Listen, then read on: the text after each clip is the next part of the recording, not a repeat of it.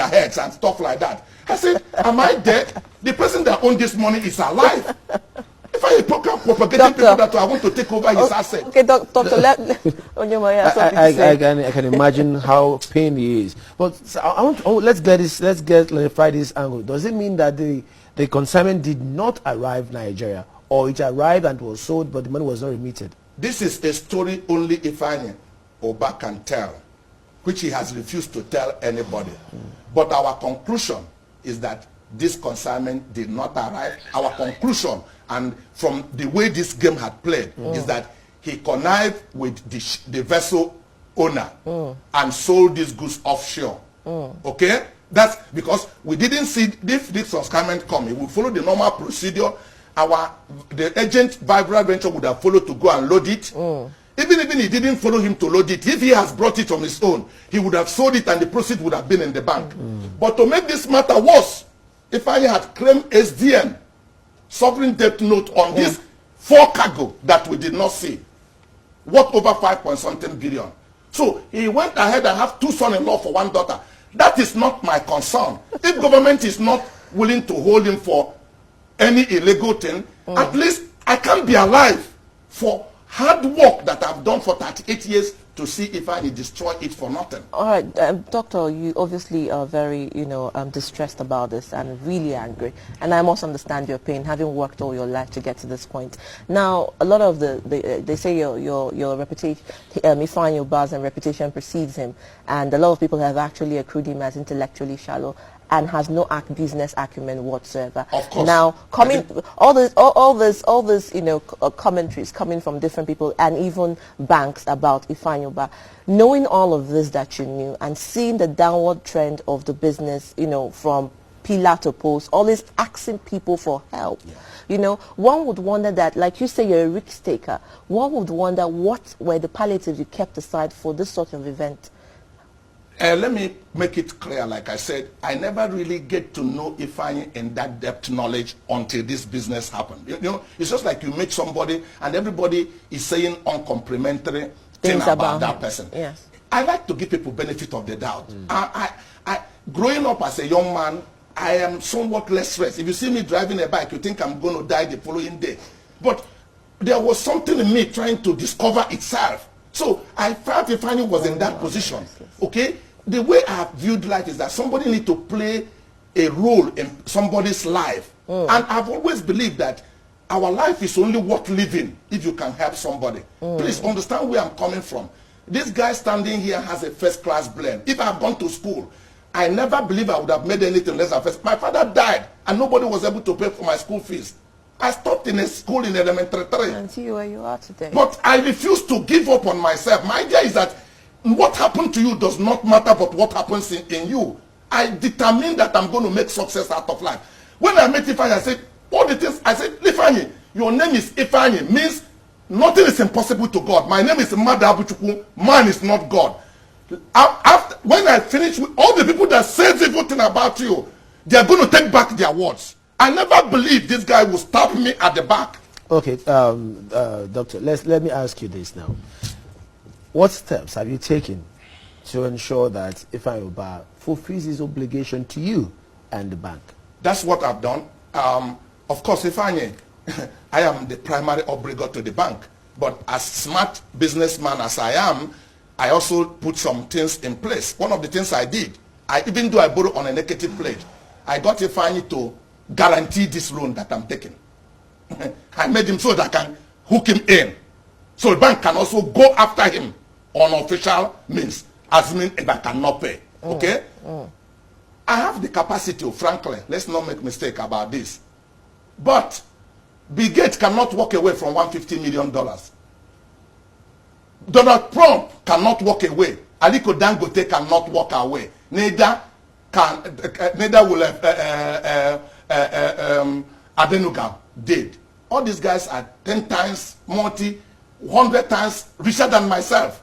So I can't walk away from $150 million. And that's why I'm going to hunt. If any gold that entered Ifeanyi will enter me. Ifeanyi is playing a sympathy game. We want to take over his business. Oh, please. Listen, no, I want to make this comment. I'm a Christian, and the Bible says if you can't pay your loan, your wife, your children become a slave to the man you are owing, he will lose everything he has if he doesn't pay me. I'm going to follow every constitutional right available to me. I will use it to get him to pay. I've sued him on his worldwide asset in London. I've gotten an interim judgment to go after the vessel. We have seized 2 of the vessels in South Africa and tracing the remaining ones. So this money didn't disappear in a thin air. It's hiding somewhere in an account somewhere in the world. He wanted to maybe use it to do the governorship of Anambra State. I will find my money wherever he keep it. And I am primarily obligated to the bank, okay? But that doesn't stop me to look for my money. If I don't know who steal my thing, I will be just. But now I saw the person, I know who the thief is. So I can't beat the bush. I'll follow him. Any hole that entered him will enter me. If I told me nothing can happen to him in this country, if nothing can happen, the country, I said, you can't talk like that. Something will happen to you. If you do wrong, the history, the system will hold you responsible. There's people in the top supporting you. They should give me money to pay the debt. All right, let me hold you there. I think you should calm down a little. I know that you're really upset. Now just calm down. Take a deep breath. Just take a deep breath and let it out. I know how you must feel. But you've talked about impunity. You've talked about him saying that there's nothing can happen to him in this country. Of course, we know that is what happens and portends in Nigeria, especially when you are have some sort of immunity from people who are people in the Nigerian politics. But let's go back to this.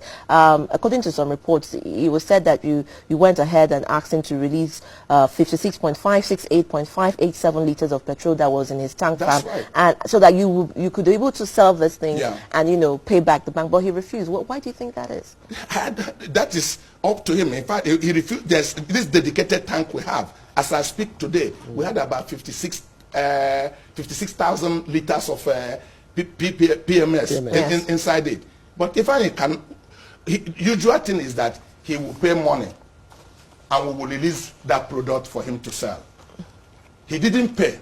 We could go in there and sell, but he refused our tank to come in there to be able to sell the product. All of these are reported to the police. Okay? I can't take laws into my hands, and that's why I'm crying out that the people in authority should get Ifeanyi to question, bring him even here, so I can say the things I'm saying face to face to him and let him discredit any of the things that I'm saying. The issue is that where is this consignment? We are talking about the ones that is in the tank, because the total consignment we are looking for from him is over 180,000 metric tons of PMS, which is over $200-something million. Where is this consignment? Did the ship that carrying it got sink? If it did, please show us. Let's know where it is. We can claim on insurance. Did it caught fire? We will take the insurance company to go and show them there's an insurance cover on this so they can pay. Bank had bill lading. The original bill ladings are still with the bank. Which documents did they find used to clear this consignment if he did come to Nigeria? So you can see our conclusion that the consignment did not come to Nigeria. Because if he say he did come to Nigeria, then he must have forged documents to go and clear them. Okay. Because the original documents is still with the bank. Okay. Let me ask you this. This is Africa. We are Nigerians, and we are brothers keeper. Did you ever, at any point in time, reach out to people, others, statesmen, your community, where community he comes from, to reach out to them to see if you can settle this amicably? Initially, Ifeanyi asked me to please carry this cross for him. He told me, he said, if I can't pay you, I'll take my life. I give him to this. He seems initially committed to pay, because that was when, after this, when I now noticed he wasn't paying, I close up on him. I said, Ifeanyi, you can't do this. Then he said, okay, he will make arrangement to pay. But I've been hearing this story. So I said, okay, what do you have that you can give me so I can hold as a comfort? When he opened the LC, the cargo, the PMS supposed to be the guarantee for this means of repayment. But when we see now that these goods are not coming, obviously something had happened. That was when he gave me some of his vessels. I had some of his vessels, sign off on it to me. Some of his tugboats. Then he told me he had a land in Banana Island. I made him to sign off on it, like sold. I have the papers. But I don't need these things, because I did not finance vessel. I did not finance land in Lekki. I did not finance tugboat. He should take them back. What I need is, where is my product? Where is the consignment we finance for you? Let us sell the ones in the tank, since we are not ready to pay. If you don't find customer, I take customers there to carry them. They will pay me so I can reduce the money in the bank. He refuses. All right, Doctor, we're running out of time. Now, I just want to ask a question. With all of this that you have given out as layouts, would you consider that you have been defrauded? Of course not that I've been defrauded. Somebody has stolen my goods. It's a theft matter. It's a stealing. It's not defaulting. It's not that we did business, we made a loss.